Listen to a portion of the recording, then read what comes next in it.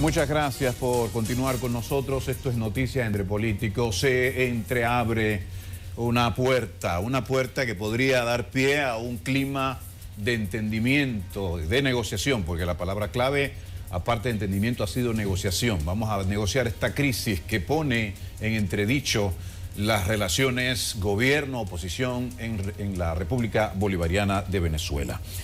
Nos sale una inquietud al aire, y es que este diálogo, ¿cuál es el futuro? ¿Cuál es el destino? El presidente acaba de decir que mañana continúan las conversaciones, continúan los encuentros, y según el ánimo que vive el presidente, y ya lo había dicho, parece muy auspiciosa toda la expectativa en torno a este diálogo oposición-gobierno. La pregunta que la producción nos hace es: ¿considera usted que el diálogo entre el gobierno y la oposición venezolana resolverá la crisis política en ese país? Todavía antes de dar paso a esta reunión, 2 o 3 días antes, el canciller francés, canciller del presidente Macron, había salido con la información que sorprendió muchísimo a muchísimos sectores en Venezuela, de que las vías de entendimiento se podrían reanudar, pero en un país del Caribe, República Dominicana específicamente. ¿Qué conduce a esta renegociación? ¿Una iniciativa propia, unilateral del presidente Medina? ¿Temor por las sanciones del continente europeo para Venezuela? La profundización de la crisis, ¿a dónde llevaría? ¿A dónde estamos llevando a Venezuela? Vamos entonces a pedir a doña Guadalupe que inicie con ustedes y con nosotros su posición sobre cuál sería el destino final, a dónde conduciría, y realmente se va a resolver con estos diálogos la crisis política que vive Venezuela desde hace años. Bueno, en la intervención para introducir el debate en este momento, tú señalas una palabra clave, que es la negociación. Y cuando hay un proceso de negociación, las partes que van al mismo y que participan en el mismo, que en este caso tiene unos negociadores, unos mediadores, que son la República Dominicana, el país que se ha escogido. Yo creo que ahora no es tan relevante si fue una decisión del gobierno dominicano, si fue una decisión del gobierno francés, de la Unión Europea, si fue un llamado de las Naciones Unidas, como lo hizo el señor Antonio Guimares, si fue un llamado del Papa Francisco de que se hiciera este diálogo. Lo importante es que se lleve a cabo, que realmente ese proceso de negociación se haga sobre la base de que ambas partes tienen que tener claro que hay puntos en los que hay que ceder, hay puntos en los que hay que llegar a acuerdos, porque no todos los aspectos se pueden resolver en el diálogo.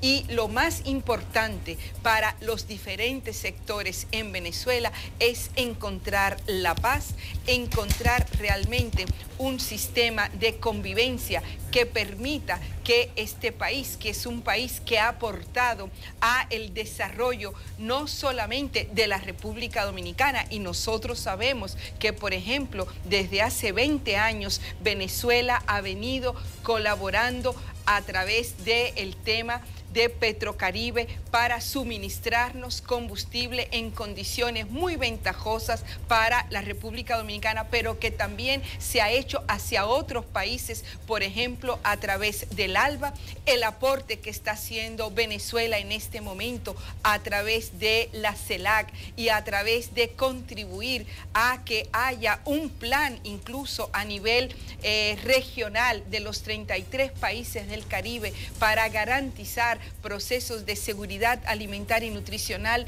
nos llevan a plantear que es fundamental que Venezuela, sus actores, la oposición, el gobierno, los diferentes partidos políticos lleguen a un entendido de que es fundamental para la vida de la gente este proceso de paz. Creemos que la paz es lo que lleva al desarrollo y al bienestar de los pueblos.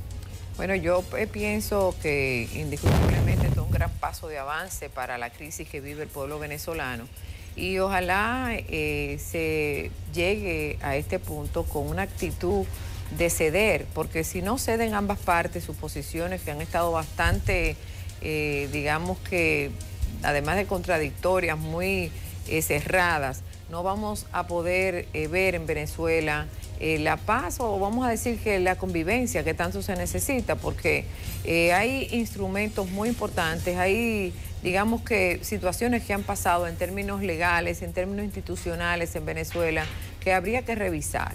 El tema de la constituyente, la convocatoria para las próximas elecciones, el hecho de que la oposición ya haya elegido sus candidatos, o sea, la Mesa de Unidad Democrática ya eligió en una primaria el fin de semana pasada sus candidatos, a lo mejor presiona un poco de que hay una actitud de la oposición de participar, y ya eso es un paso, porque si se pensaba que se iba a participar solo el gobierno, ya que la constituyente, los más de 500 constituyentes son todos de un solo lado, eso iba a facilitar las cosas a lo mejor al gobierno. Creo que es un buen momento para que se pongan temas en el tapete de gran relevancia para lo que es el fortalecimiento institucional del pueblo venezolano. Repito, hay una crisis seria en cuanto al aparato productivo venezolano, que está prácticamente desvertebrado. Hay que ver no solamente, como decía Pacheco, el tema del precio internacional del crudo del petróleo, sino cómo Venezuela recupera el prestigio que tenía en la zona, el liderazgo que tenía en la región.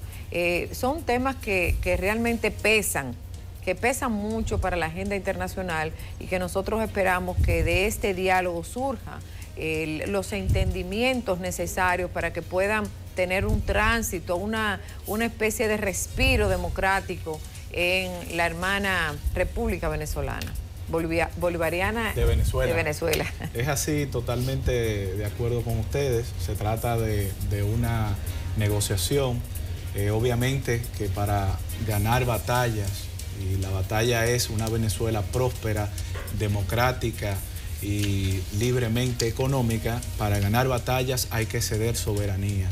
Tanto la Mesa de Unidad Democrática como el gobierno como tal tienen que comenzar a ceder, tiene que ajustarse lo que es un calendario electoral, un diálogo que sea franco y sincero, porque lamentablemente lo que sufren son los ciudadanos. En las pasadas protestas que se llevaron a cabo en Venezuela, que duraron aproximadamente 5 meses, murieron 136 jóvenes.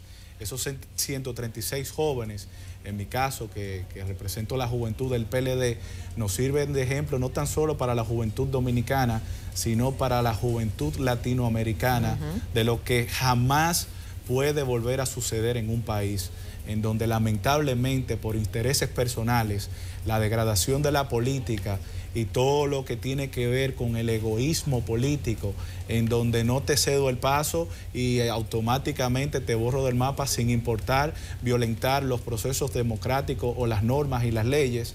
Lamentablemente este país tan productivo, este país que no tan solo acogió a Juan Pablo Duarte en sus últimos años, también Bosch estuvo por allá unos cuantos años, pero además en los años 80 y 90, artistas famosos de nuestro país como Wilfrido Vargas, Eddie Herrera, las chicas del CAN, Rubí Pérez, los Proyecto 1, estuvieron por allá y allá fue que se hicieron famosos y ese país le abrió la puerta. Entonces yo entiendo que qué bueno que se haga aquí este diálogo. Espero que sea un diálogo franco en donde se entienda que más que PSUV, más que Mesa de Unidad Democrática, lo que hay es que restablecer a Venezuela, porque este país lo merece. Ningún país merece estar en el suelo, de que se pase tantas filas y tanta penuria para poder comprar alimentos, para poder acceder a los medicamentos.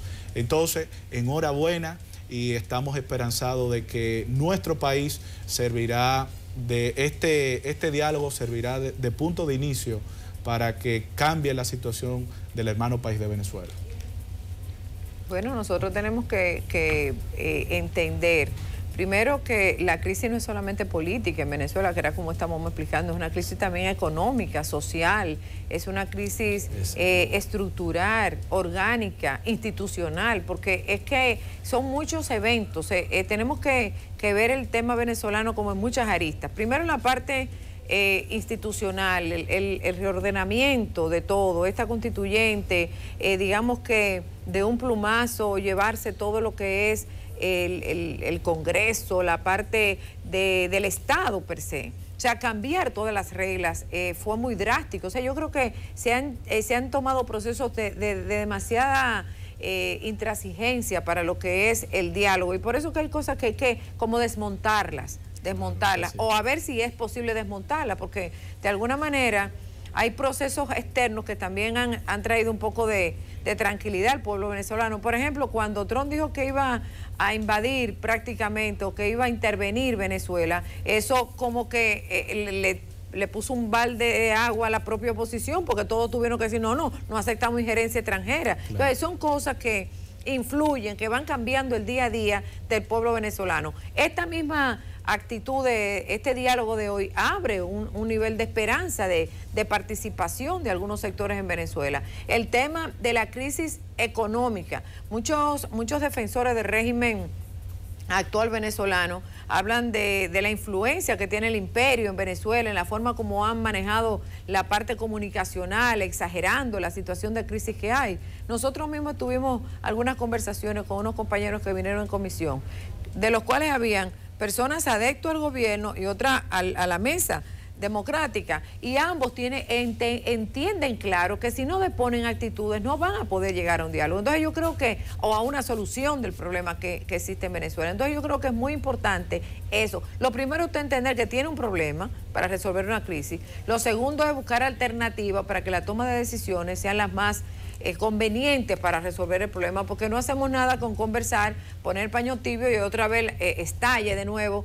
otra situación cuando se vayan a implementar los procedimientos. Hay que, pienso yo, que analizar el contexto en sentido general, la implicación que tiene. Mucha gente dice que la crisis alimenticia es la propia oposición que le está manteniendo para crear una crisis al gobierno, otra que viene del sector externo, de fuera, o sea, del exterior. Y bueno, muchas situaciones que se dan que hay que ponerlas sobre la mesa ahora que se está negociando para que luego no surjan en el medio y crean crisis posteriores al entendimiento. Bueno, es que obviamente estamos hablando no solamente de crisis económica, de crisis política, de diferentes visiones sobre el modelo económico a impulsar en Venezuela.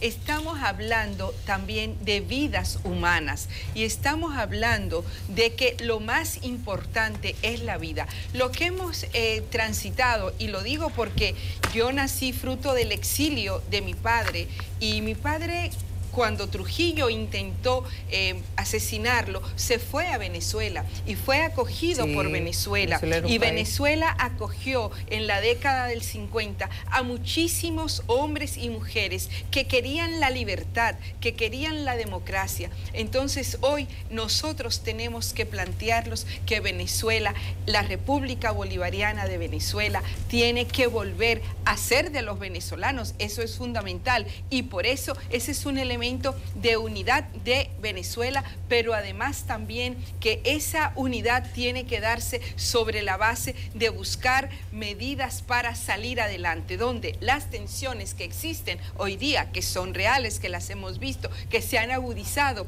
con los años y con la propia crisis, por medidas que se han tomado, por errores que se hayan cometido, por visiones distintas en torno al tema del modelo económico, que yo creo que es un tema fundamental en la crisis política de Venezuela, pero lo más importante hoy día es ese llamado a la paz que están haciendo los diferentes sectores del mundo. Yo me uno a eso y quiero que todos nuestros discursos, nuestros planteamientos estén orientados a contribuir a ese proceso de paz. Así y por eso hay que tener mucho cuidado de no agregar más elementos de violencia a este proceso. Cómo no, muchísimas gracias, doña Guadalupe, doña Yanilda y don Jorge, por tomar este tema con tanta profundidad, asumir, ¿verdad?, las aristas del mismo y su visión tan particular, pues expresarla y compartirla con todos nosotros.